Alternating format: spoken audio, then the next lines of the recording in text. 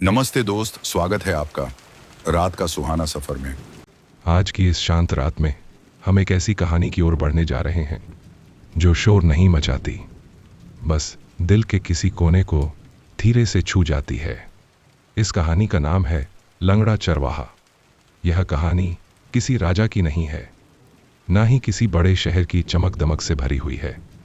यह कहानी है एक छोटे से गांव की, खुले आसमान के नीचे चरती भेड़ों की, और एक ऐसे लड़के की जिसे दुनिया ने सबसे पहले उसकी कमजोरी से पहचाना।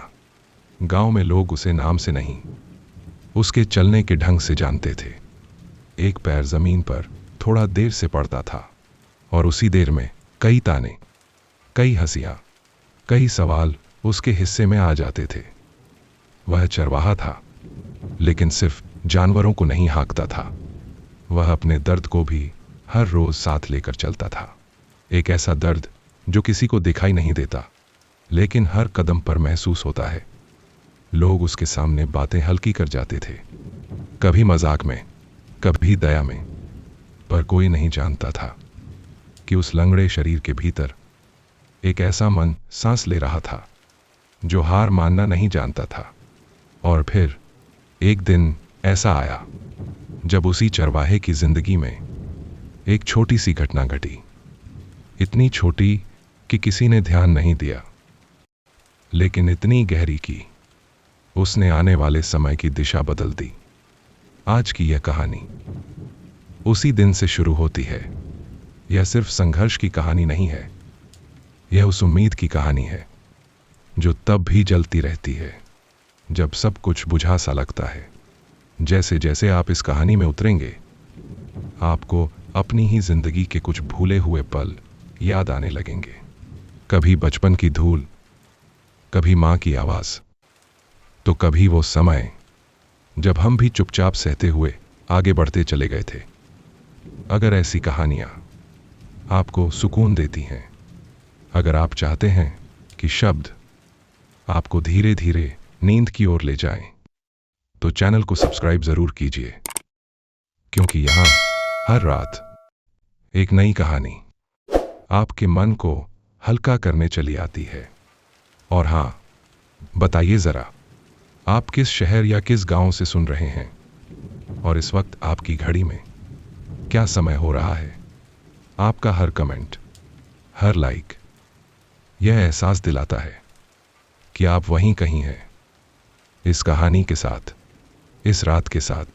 तो अब रोशनी थोड़ी धीमी कर लीजिए, दिन भर की थकान को कंधों से उतार दीजिए और गहरी सांस लेते हुए धीरे धीरे आंखें बंद कर लीजिए, क्योंकि अब हम चल पड़ते हैं उस पगडंडी की ओर जहां एक लंगड़ा चरवाहा अपने दर्द के साथ साथ अपने सपनों को भी हाँकते हुए आगे बढ़ रहा था।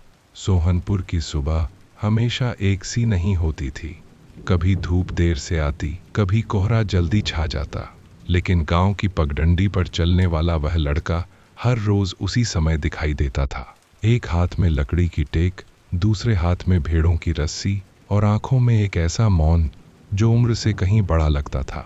उसका नाम हरिया था, पर गांव में कम ही लोग उसे नाम से बुलाते थे। ज्यादातर लोग उसे उसके चलने से पहचानते थे। लंगड़ा चरवाहा आ रहा है, कोई कह देता, और बात वहीं खत्म हो जाती। हरिया सुनता था, लेकिन कभी पलट कर नहीं देखता था। शायद इसलिए नहीं कि उसे बुरा नहीं लगता था, बल्कि इसलिए कि उसे आदत पड़ चुकी थी। कुछ शब्द ऐसे होते हैं जो रोज सुन सुनकर दर्द नहीं देते, बस भीतर कहीं जमा होते रहते हैं बिना आवाज किए। हरिया का बचपन भी उसी पगडंडी पर बीता था। फर्क बस इतना था कि तब उसके कंधे छोटे थे और आंखों में सवाल ज्यादा। वह भी बाकी बच्चों की तरह दौड़ना चाहता था, खेलना चाहता था, मिट्टी में लौटना चाहता था, लेकिन उसका एक पैर हमेशा उसे रोक लेता था। बचपन में जब बच्चे कबड्डी खेलते तो हरिया दूर बैठकर देखता रहता। कोई उसे बुलाता नहीं था, और अगर कभी भूल से बुला भी लेता तो खेल शुरू होने से पहले ही कोई ना कोई कह देता, अरे छोड़, ये कैसे दौड़ेगा। तब हरिया मुस्कुरा देता, जैसे उसे कोई फर्क ही ना पड़ा हो। लेकिन भीतर कहीं कुछ चुपचाप टूट जाता था। वह टूटन जोर से नहीं गिरती थी, बस धीरे धीरे मन में धंसती चली जाती थी। उसके पिता बूढ़ा मंगलू कभी गांव के सबसे तेज चरवाहों में गिने जाते थे।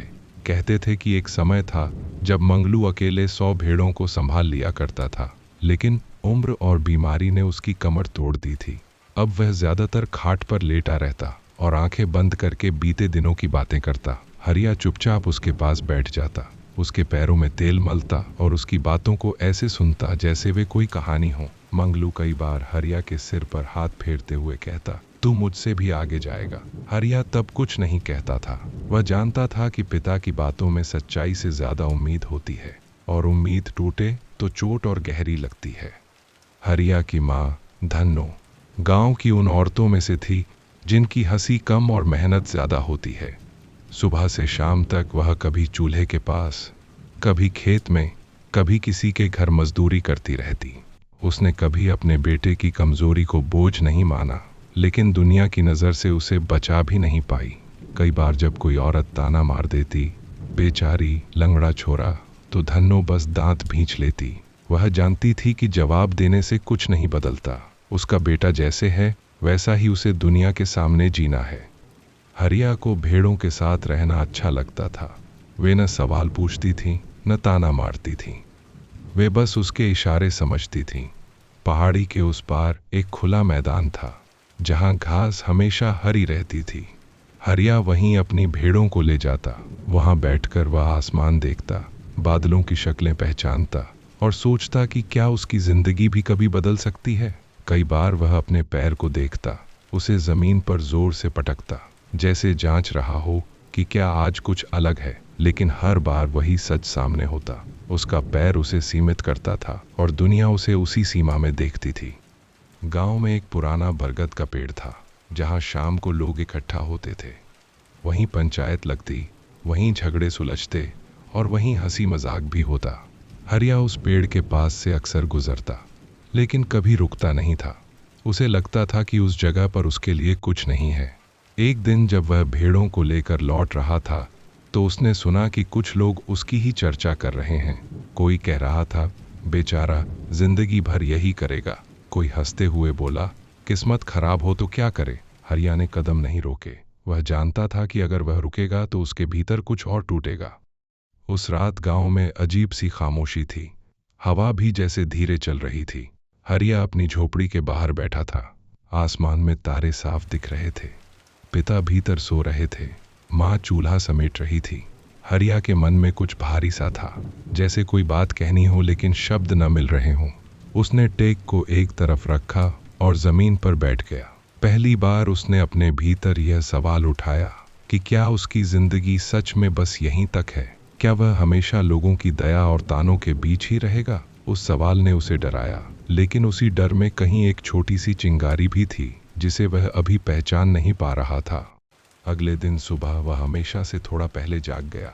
पैर में हल्का दर्द था, लेकिन उसने उसे नजरअंदाज किया। उसने भेड़ों को खोला और पहाड़ी की ओर चल पड़ा। रास्ते में उसे गांव का मास्टर मिला जो शहर से पढ़कर आया था और अब बच्चों को पढ़ाता था। मास्टर ने हरिया को देखा और कुछ पल रुक गया, फिर बोला, हरिया, तू कभी पढ़ना चाहता था। सवाल अचानक था। हरिया ठिठक गया। उसने कभी किसी को यह कहते नहीं सुना था। वह कुछ बोला नहीं, बस सिर झुका लिया। मास्टर ने हल्की मुस्कान के साथ कहा, कभी समय मिले तो स्कूल आ जाना, और आगे बढ़ गया। हरिया वहीं खड़ा रह गया। उसके भीतर कुछ हिल गया था। वह नहीं जानता था कि यह उम्मीद है या भ्रम। दिन ढलने तक हरिया का मन भेड़ों में नहीं लग रहा था। वह बार बार मास्टर की बात याद कर रहा था। उसे लगा जैसे किसी ने पहली बार उसे लंगड़े से ज्यादा कुछ समझा हो। शाम को जब वह लौट रहा था तो बरगद के पेड़ के पास रुक गया। लोग बैठे थे, बातें कर रहे थे। किसी ने उसे देखा लेकिन कुछ नहीं कहा।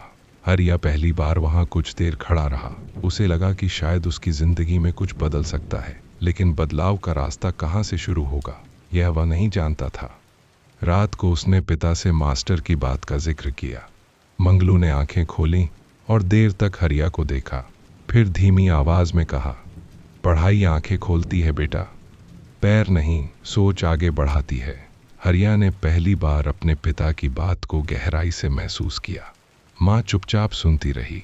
उसके चेहरे पर चिंता भी थी और उम्मीद भी। वह जानती थी कि अगर हरिया कुछ और करना चाहेगा तो रास्ता आसान नहीं होगा। उस रात हरिया देर तक जागता रहा, झोपड़ी की छत से आती चांदनी को देखता रहा। उसे अपनी पूरी जिंदगी एक लंबी पगडंडी जैसी लगी, कठिन, ऊबड़ खाबड़, लेकिन कहीं न कहीं जाती हुई। वह नहीं जानता था कि मंजिल क्या है, पर पहली बार उसे लगा कि शायद वह सिर्फ चरवाहा ही नहीं है, शायद उसके भीतर कुछ और भी है जिसे उसने अब तक छुआ ही नहीं है। उसी सोच के साथ उसकी आंखें भारी होने लगी। बाहर भेड़ों की घंटियां हल्की आवाज कर रही थीं, जैसे कोई उसे भरोसा दिला रहा हो कि सफर अभी खत्म नहीं हुआ है। और उस खामोश रात में सोहनपुर के उस लंगड़े चरवाहे ने बिना किसी से कहे, बिना किसी से वादा किए, अपने भीतर एक छोटा सा निर्णय लिया। वह निर्णय अभी शब्दों में नहीं ढला था, ना ही किसी को दिखाई देता था, लेकिन वही निर्णय उसकी जिंदगी की दिशा बदलने वाला था। उसे खुद नहीं पता था कि आगे क्या होगा, बस इतना जानता था कि अब वह हर सुबह उसी तरह नहीं उठेगा जैसे अब तक उठता आया था। यही से उसकी कहानी ने धीरे धीरे करवट लेनी शुरू कर दी थी। हरिया के भीतर जो निर्णय जन्म ले चुका था, वह अगले दिन की सुबह के साथ थोड़ा और स्पष्ट होने लगा। सूरज जब निकला तो उसकी किरणें पहले जैसी ही थीं, मगर हरिया की आंखों में उन्हें देखने का ढंग कुछ बदला हुआ था। उसने भेड़ों को बाहर निकाला, लेकिन आज उसके कदमों में वह जल्दबाजी नहीं थी जो रोज होती थी। वह चलते चलते बार बार रुकता, जैसे मन ही मन कुछ तौल रहा हो। टेक पर टिका उसका शरीर वही था, मगर भीतर कोई नया संतुलन बनने की कोशिश कर रहा था। भेड़ें आगे बढ़ती रहीं और वह उनके पीछे पीछे चलता रहा, लेकिन उसकी सोच किसी और दिशा में जा चुकी थी। पगडंडी पर चलते हुए उसे कल की बातें याद आ रही थीं।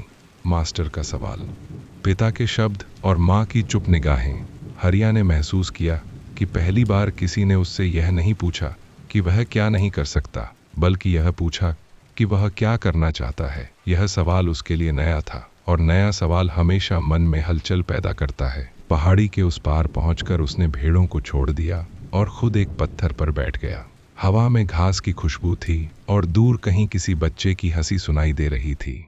हरिया ने अपनी आंखें बंद की और खुद को उसी हंसी के बीच खड़ा देखने की कोशिश की जहां लोग उसे देखकर मुस्कुराएं, हंसे नहीं। दिन के वक्त जब वह भेड़ों की निगरानी करता तो उसकी नज़र बार बार स्कूल की तरफ चली जाती। वह स्कूल जहां से बच्चों की आवाज़ें आती थीं, स्लेट पर चौक घिसने की आवाज़ और मास्टर की ऊंची नीची बोलती हुई आवाज़। हरिया ने पहले कभी उस इमारत को ध्यान से नहीं देखा था। अब उसे लगा जैसे वह इमारत उसे बुला रही हो, लेकिन हर बार जब वह उस ओर कदम बढ़ाने का सोचता, उसका मन किसी अदृश्य डर से रुक जाता। उसे लगता था, लोग क्या कहेंगे, बच्चे क्या सोचेंगे, और वह खुद वहां जाकर कैसा महसूस करेगा। शाम ढलने से पहले वह भेड़ों को लेकर लौटा। गांव में रोज की तरह हलचल थी। कोई कुएं पर पानी भर रहा था, कोई चूल्हे के लिए लकड़ियां समेट रहा था। हरिया इन सब के बीच से गुजरा, लेकिन आज उसकी चाल में एक अजीब सी स्थिरता थी, जैसे वह अपने ही भीतर किसी फैसले के पास पहुंच रहा हो। झोपड़ी पहुंचकर उसने माँ की मदद की, पिता को पानी पिलाया और बिना ज्यादा बोले खाना खा लिया। माँ ने उसे ध्यान से देखा। उसे बेटे की आंखों में कुछ बदला बदला सा लगा, लेकिन उसने कुछ पूछा नहीं। कुछ सवाल ऐसे होते हैं जो जवाब से ज्यादा चुप्पी चाहते हैं। रात को हरिया फिर देर तक जागता रहा। बाहर सन्नाटा था, सिर्फ कहीं कहीं कुत्तों के भौंकने की आवाज। उसने टेक को अपने पास रखा और हाथ फेरते हुए सोचा कि यह लकड़ी कितनी बार उसे गिरने से बचा चुकी है। लोग इसे उसकी कमजोरी का निशान समझते थे, लेकिन हरिया के लिए यह उसका सहारा था। उसने सोचा, क्या वह इस सहारे के साथ कुछ और भी पकड़ सकता है? किसी किताब को, किसी सपने को। इसी उधेड़बुन में उसकी आंख लग गई। अगली सुबह उसने एक अलग काम किया। भेड़ों को बाहर निकालने से पहले वह स्कूल की तरफ मुड़ा। दिल जोर जोर से धड़क रहा था, पैर में हल्का दर्द था, लेकिन उसने उसे नजरअंदाज किया। स्कूल के दरवाजे पर पहुंचकर वह रुक गया। भीतर से बच्चों की आवाजें आ रही थीं। किसी ने कविता पढ़ी, किसी ने जोड़ घटाव किया। हरिया ने दरवाजे की चौखट पकड़ ली, जैसे वही उसे गिरने से बचा रही हो। तभी मास्टर की नजर उस पर पड़ी। मास्टर कुछ पल रुका, फिर मुस्कुराया। उसने बच्चों से कुछ कहा और बाहर आ गया। मास्टर ने धीरे से पूछा, आ गया? हरिया ने सिर हिलाया। शब्द अभी भी उसके लिए भारी थे। डर लगता है। हरिया ने फिर सिर हिलाया, इस बार थोड़ा सा। मास्टर ने कहा, डर सबको लगता है, फर्क बस इतना है कि कोई डर के आगे रुक जाता है, कोई डर को साथ लेकर चल पड़ता है। हरिया ने पहली बार किसी के सामने आंख उठाकर देखा। उसे लगा जैसे मास्टर उसकी चाल नहीं, उसकी सोच देख रहा हो। मास्टर ने उसे भीतर बुलाया। बच्चे एक पल के लिए चुप हो गए। कुछ ने उसे उत्सुकता से देखा, कुछ ने फुसफुसाया। हरिया का दिल बैठने को हो रहा था। उसे लगा जैसे पूरा गांव उसकी ओर देख रहा हो। मास्टर ने उसे एक कोने में बिठाया और कहा कि वह बस सुने। हरिया ने स्लेट पर लिखे अक्षर देखे।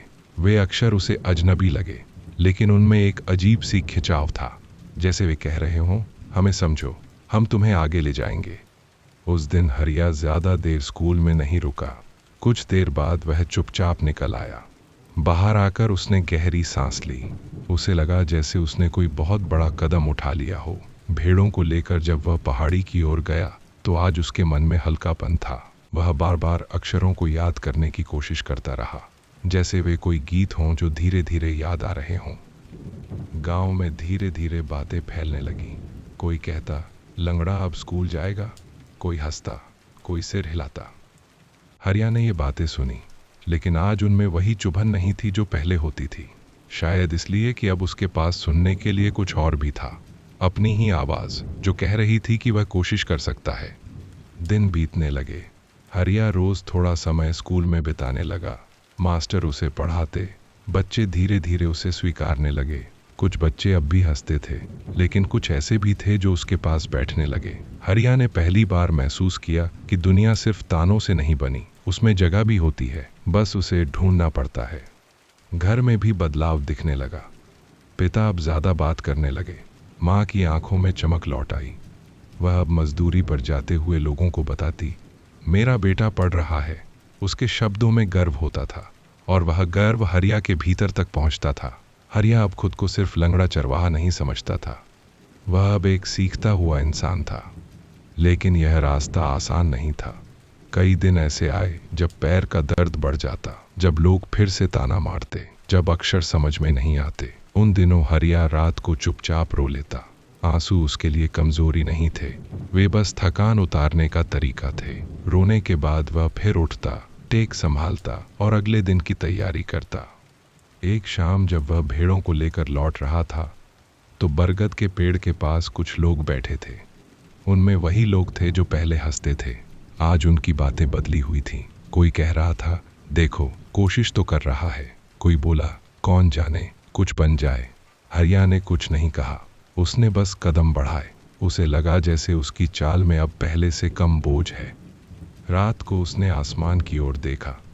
तारे वही थे, लेकिन आज उन्हें देखते हुए उसे लगा कि वे उससे कुछ कह रहे हैं। शायद यह कि रास्ता लंबा है, लेकिन अकेला नहीं। हरिया ने टेक को पास रखा और आंखें बंद कर लीं। उसके मन में अब डर के साथ साथ एक भरोसा भी था।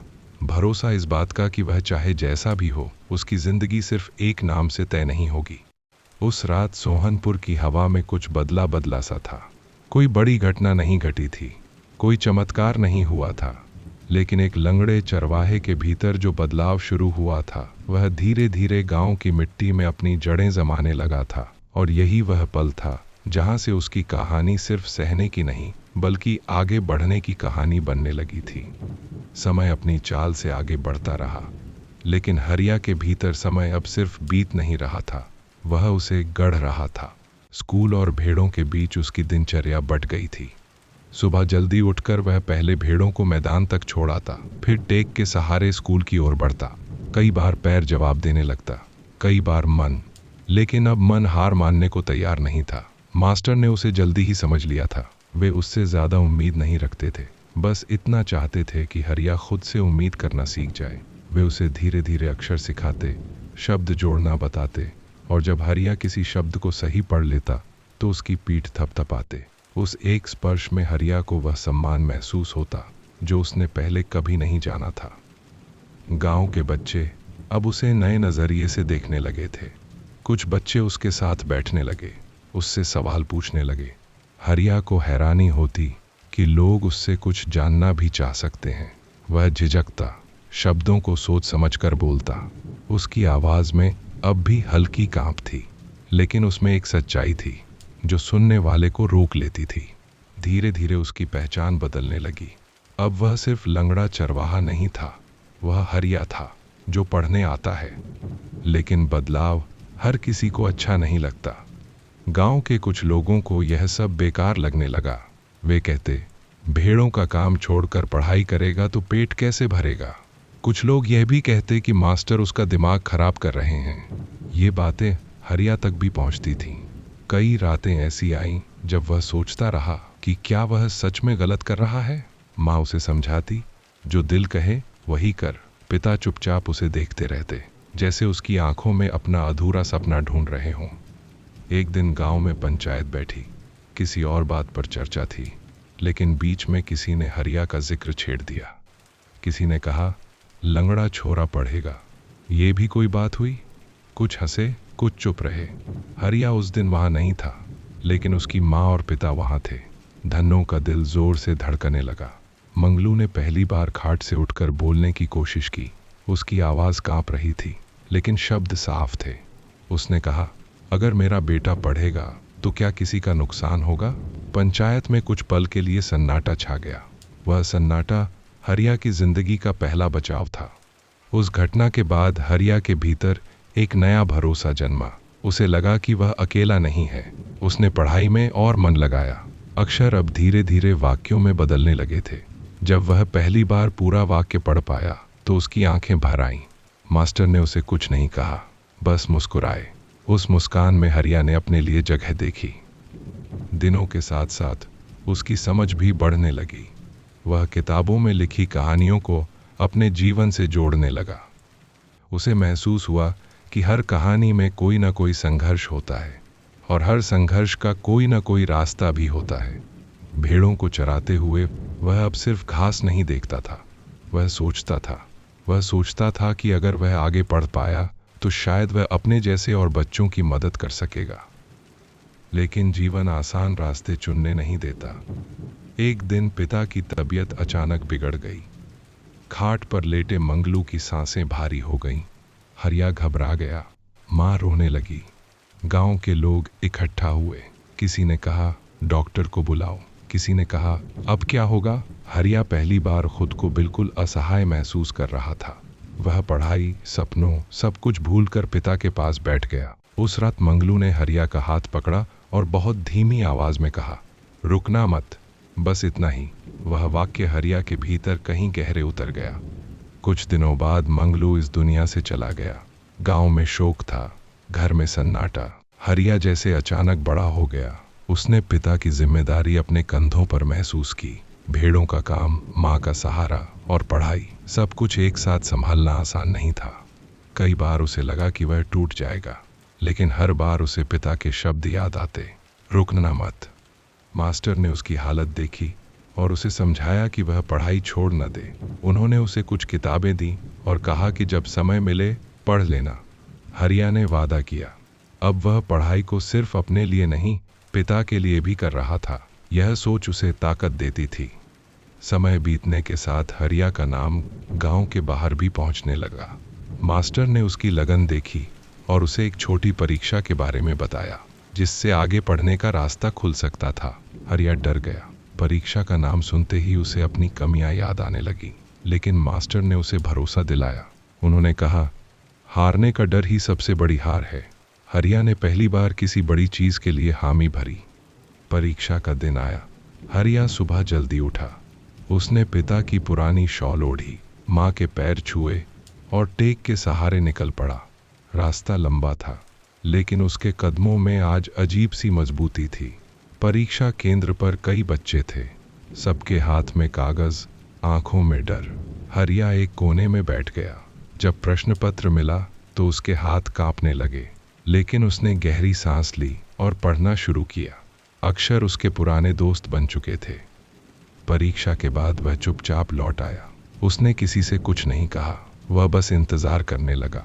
इंतज़ार हमेशा कठिन होता है, लेकिन हरिया ने धैर्य रखना सीख लिया था। दिन बीतते गए। हर रोज़ वह बरगद के पेड़ के पास से गुजरता और सोचता कि क्या उसका नाम कभी किसी और वजह से लिया जाएगा। और फिर एक दिन खबर आई। मास्टर उसके घर आए। उनके चेहरे पर वही मुस्कान थी जो हरिया अब पहचानने लगा था। उन्होंने कहा, तू पास हो गया है। हरिया को पहले समझ नहीं आया। माँ ने पूछा, क्या? मास्टर ने फिर कहा। उस पल हरिया को लगा जैसे उसके भीतर कुछ टूट नहीं बल्कि जुड़ गया हो। माँ रो पड़ी, लेकिन इस बार उसके आंसू खुशी के थे। गांव में धीरे धीरे बात फैल गई। लोग हैरान थे। वही लंगड़ा चरवाहा जो मुश्किल से चलता था, अब पढ़ाई में आगे बढ़ रहा था। कुछ लोगों को गर्व हुआ, कुछ को अब भी शक। लेकिन हरिया अब इन सब से ऊपर उठ चुका था। उसके लिए यह सिर्फ शुरुआत थी। उस रात उसने आसमान की ओर देखा। तारे अब भी वही थे, लेकिन उनके बीच उसने अपने पिता की परछाई महसूस की। उसे लगा जैसे पिता कह रहे हों, चलते रहो। हरिया ने टेक को मजबूती से पकड़ा। वह जानता था कि रास्ता अभी लंबा है, चुनौतियां अभी बाकी हैं, लेकिन अब उसे यह भी पता था कि वह सिर्फ चल नहीं रहा, वह आगे बढ़ रहा है। सोहनपुर की वही पगडंडी जिस पर लोग उसे देखकर ताना मारते थे, अब उसके लिए उम्मीद की राह बन चुकी थी। हर कदम के साथ वह अपने पुराने नाम से थोड़ा और दूर होता जा रहा था, और उसी दूरी में उसकी असली पहचान धीरे धीरे आकार लेने लगी थी। हरिया की जिंदगी अब दो हिस्सों में बंट चुकी थी। एक हिस्सा वह था जो अभी भी भेड़ों के साथ पहाड़ियों में घूमता था, मिट्टी से सना हुआ, पसीने से भीगा हुआ, और दूसरा हिस्सा वह था जो किताबों में झुककर बैठता था, अक्षरों में रास्ते खोजता था और अपने भीतर एक नई दुनिया बनाता जा रहा था। इन दोनों हिस्सों को एक साथ जीना आसान नहीं था, लेकिन हरिया अब आसान की तलाश में नहीं था। वह बस आगे बढ़ना चाहता था, चाहे रफ्तार धीमी ही क्यों न हो। परीक्षा पास होने के बाद मास्टर ने उसे बताया कि आगे पढ़ाई के लिए उसे पास के कस्बे जाना होगा। यह बात सुनकर हरिया के मन में खुशी के साथ डर भी आ गया। कस्बा उसके लिए अनजान था। वहाँ की सड़कें, वहाँ के लोग, सब कुछ अलग होगा। उसने माँ की ओर देखा। धन्नो ने कुछ नहीं कहा, बस उसकी आंखों में झांकती रही। उसे बेटे की आंखों में वही चमक दिखी जो उसने बहुत पहले देखी थी, जब हरिया पहली बार अपने पैरों पर खड़ा होने की कोशिश कर रहा था। गांव में इस बात की चर्चा होने लगी कि हरिया पढ़ने बाहर जाएगा। कुछ लोग बोले, अच्छा है, किस्मत बदल रही है। कुछ बोले, देखो कब तक टिकेगा। हरिया ने अब इन बातों को मन में जगह देना छोड़ दिया था। उसे लगा कि अगर वह हर आवाज़ पर रुकेगा तो कभी आगे नहीं बढ़ पाएगा। उसने अपने पिता की शॉल को सावधानी से मोड़ा और एक छोटे से थैले में रख लिया। वह शॉल अब उसके लिए सिर्फ कपड़ा नहीं थी, वह एक याद थी, एक ताकत थी। कस्बे का पहला दिन हरिया के लिए भारी था। वहाँ की भीड़, आवाज़ें, तेज चलने वाले लोग, सब कुछ उसे हड़बड़ा देता था। वह टेक के सहारे चलता, लेकिन यहाँ किसी को उसके चलने से मतलब नहीं था। लोग अपने अपने काम में इतने डूबे थे कि किसी के पास उसे घूरने का समय नहीं था। यह बात उसे अजीब सी राहत दे रही थी। उसने सोचा, शायद यहाँ वह बस एक छात्र हो सकता है, लंगड़ा नहीं। पढ़ाई कठिन थी, किताबें मोटी थीं, शब्द भारी थे। कई बार उसे लगता कि वह पीछे छूट जाएगा। रात को छोटे से कमरे में बैठकर वह दिए की रोशनी में पढ़ता। आंखें जलने लगती, पैर में दर्द बढ़ जाता, लेकिन वह रुकता नहीं था। कभी कभी वह अपनी माँ की याद में चुपचाप रो लेता। उसे गांव की मिट्टी, भेड़ों की घंटियां और पिता की आवाज़ याद आती। लेकिन फिर वह खुद से कहता, अगर वापस जाना है तो कुछ बनकर जाना है। समय के साथ हरिया ने कस्बे की जिंदगी को समझना शुरू किया। उसने कुछ दोस्त बनाए। वे उसके पैर के बारे में पूछते, वह सच बता देता। कुछ पल की चुप्पी के बाद बातें फिर पढ़ाई पर आ जाती। हरिया को लगा कि दुनिया उतनी कठोर नहीं है जितनी उसने सोची थी। शायद हर जगह अच्छे और बुरे लोग होते हैं, बस उन्हें पहचानने में समय लगता है। पैसों की कमी हमेशा साथ रहती थी। माँ जो भेज पाती वही काफ़ी होता। कई बार हरिया ने भूखे पेट पढ़ाई की। उसने छोटे मोटे काम भी किए, कभी किताबें ढोईं, कभी दुकान पर मदद की। थकान उसके शरीर में बस गई थी, लेकिन मन अब मजबूत हो चुका था। वह जानता था कि यह संघर्ष उसे तोड़ने नहीं, बनाने आया है। एक दिन कॉलेज में एक कार्यक्रम हुआ। वहाँ छात्रों को अपनी जिंदगी के बारे में बोलने का मौका दिया गया। हरिया का नाम भी सूची में था। उसने पहले मना कर दिया। उसे मंच से डर लगता था, लेकिन उसके एक दोस्त ने कहा, तू नहीं बोलेगा तो कौन बोलेगा। वह रात भर सो नहीं पाया। उसे लगा कि अगर वह बोलेगा तो सब फिर उसके पैर पर ही नजर डालेंगे, लेकिन भीतर से एक आवाज आई, अगर आज नहीं बोला तो कब बोलेगा। अगले दिन वह मंच पर पहुंचा। टेक उसके हाथ में थी। हॉल में सन्नाटा था।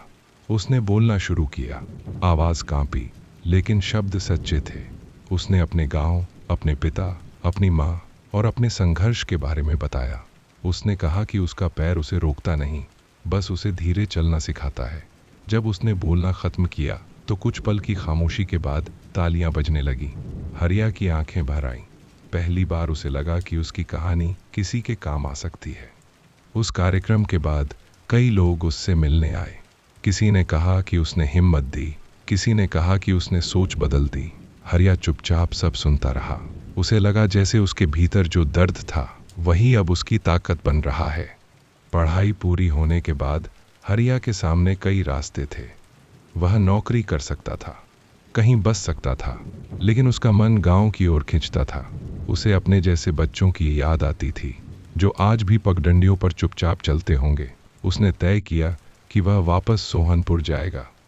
जब वह गांव लौटा तो वही पगडंडी थी, वही बरगद का पेड़, वही लोग, लेकिन अब नजरें बदली हुई थीं। लोग उसे उसके नाम से बुलाने लगे। माँ उसे देखकर रो पड़ी। उसने मेरे बेटे के सिर पर हाथ रखा और कहा, तू आ गया। हरिया ने पहली बार महसूस किया कि वह सच में लौट आया है, खाली हाथ नहीं, बल्कि अनुभव और आत्मसम्मान के साथ। उसने गांव में बच्चों के लिए पढ़ाने की शुरुआत की। स्कूल के बाद बरगद के पेड़ के नीचे बच्चे आते, बैठते, पढ़ते। हरिया उन्हें सिर्फ अक्षर नहीं सिखाता था, वह उन्हें खुद पर भरोसा करना सिखाता था। जब कोई बच्चा अपनी कमी की बात करता तो हरिया मुस्कुराकर कहता, कमी रास्ता नहीं रोकती, डर रोकता है। सोहनपुर की सुबह अब भी बदलती रहती थी।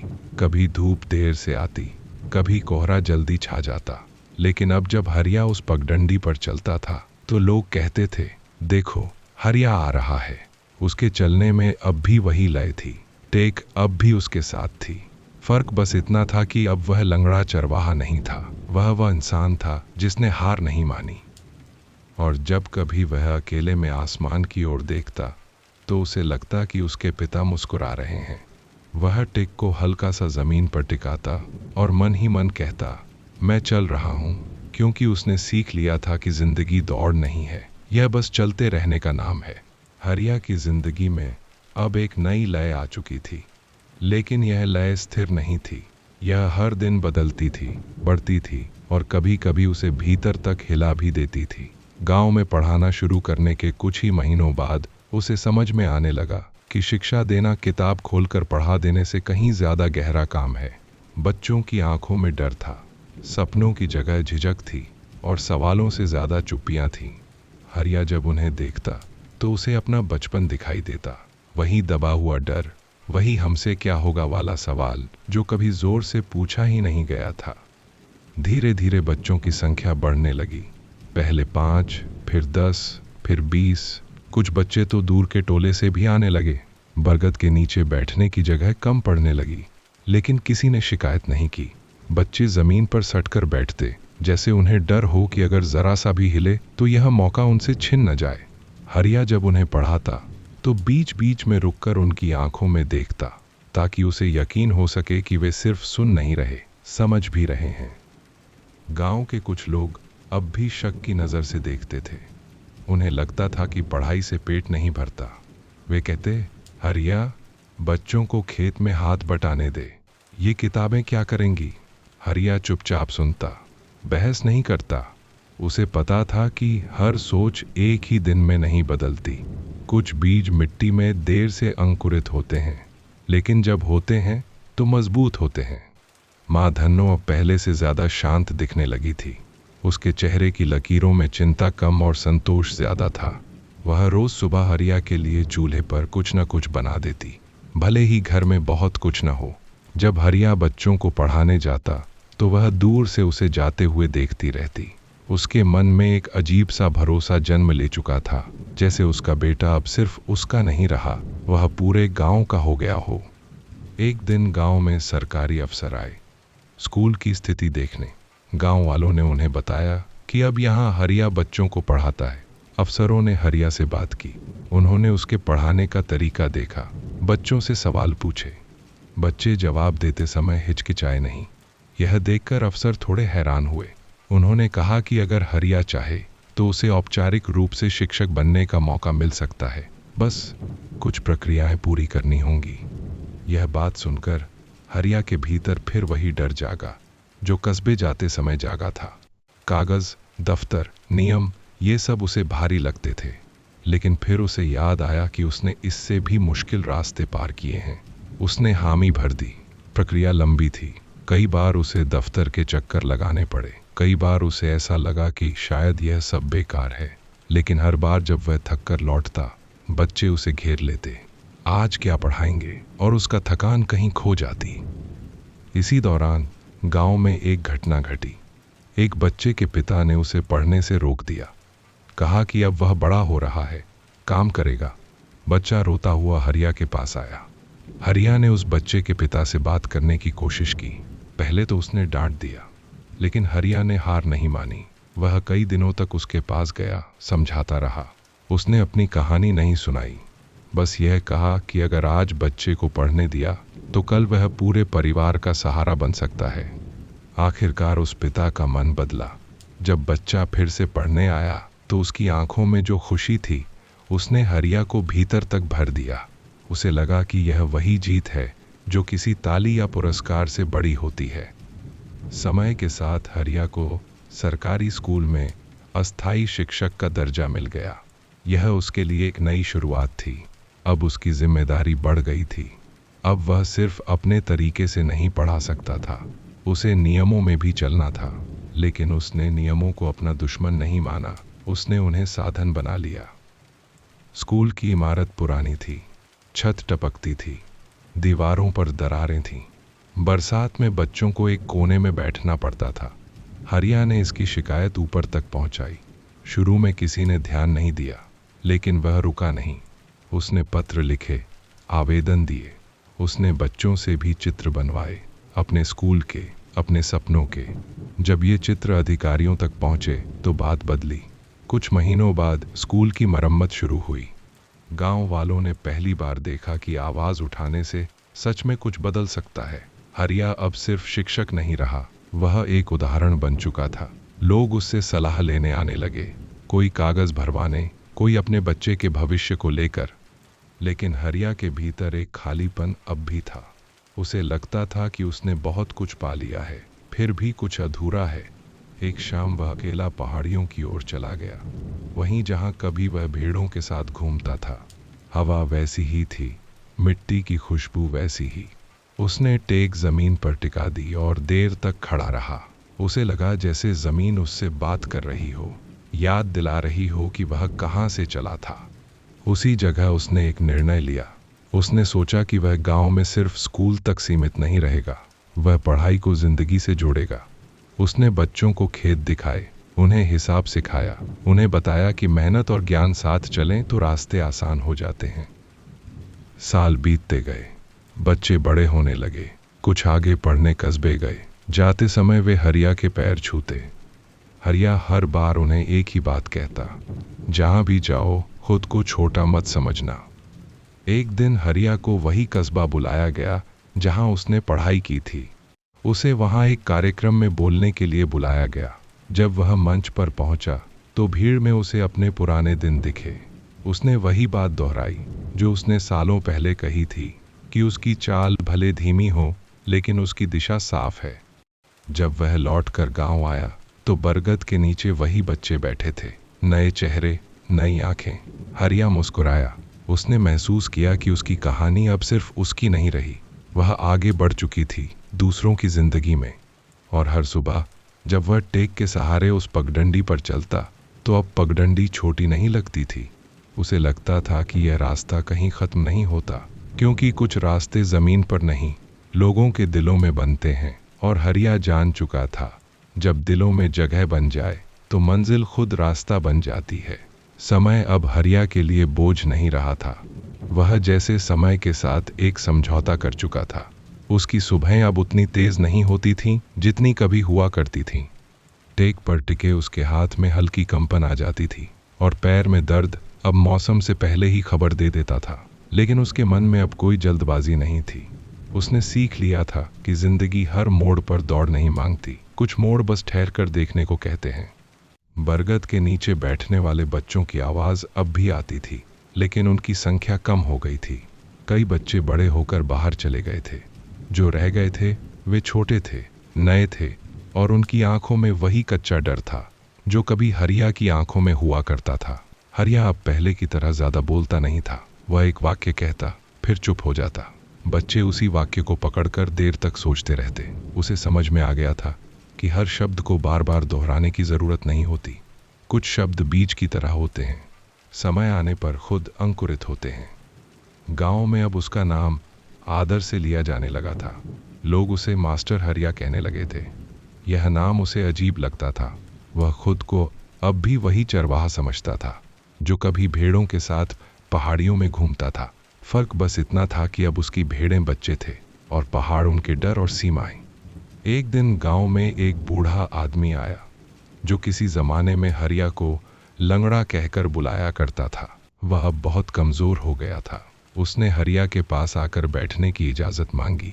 हरिया ने सिर हिला दिया। बूढ़े ने कांपती आवाज में कहा, बुरा मत मानना बेटा, उस वक्त हम समझदार नहीं थे। हरिया ने कुछ नहीं कहा। उसने बस उस आदमी की ओर देखा और हल्की मुस्कान दी। उस मुस्कान में कोई जीत नहीं थी, कोई घमंड नहीं था, बस एक स्वीकार था, जैसे उसने उस बीते समय को माफ कर दिया हो, बिना शब्दों के। शामें अब हरिया के लिए लंबी होने लगी थीं। सूरज ढलने के बाद वह अक्सर अकेला बैठा रहता। कभी कभी किसी पुराने छात्र का पत्र आ जाता। कोई लिखता कि उसने नौकरी पाली है, कोई बताता कि उसने अपने गांव में स्कूल खुलवाया है। हरिया उन पत्रों को धीरे धीरे पढ़ता, फिर पिता की शॉल में लपेट कर रख देता। वह जानता था कि ये कागज नहीं है, ये उसकी जिंदगी के फैलते हुए पन्ने हैं। एक दिन उसकी तबीयत अचानक ज्यादा बिगड़ गई। पैर का दर्द इतना बढ़ गया कि वह ठीक से चल नहीं पा रहा था। डॉक्टर ने आराम की सलाह दी। बच्चों को कुछ दिनों के लिए स्कूल बंद करना पड़ा। गांव में सन्नाटा छा गया। बच्चे रोज उसके घर के बाहर आकर बैठ जाते, बस यह देखने कि हरिया बाहर आएगा या नहीं। वह खिड़की से उन्हें देखता और मन ही मन मुस्कुरा देता।